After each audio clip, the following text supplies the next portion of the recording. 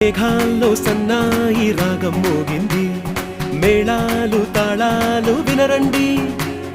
సిరికి శ్రీహరికి కళ్యాణం కానుంది, శ్రీరస్తు శుభమస్తు అనరండి. అచ్చతలు గంటో పెళ్లికి అర్థం చెప్పారంటూ, మెచ్చదగు ముచ్చట ఇది అని సాక్ష్యం చెబుతామంటూ, జనులంతా జై కొట్టేలా జరిపిస్తామండి. అందాల కుందనపు బొమ్మవని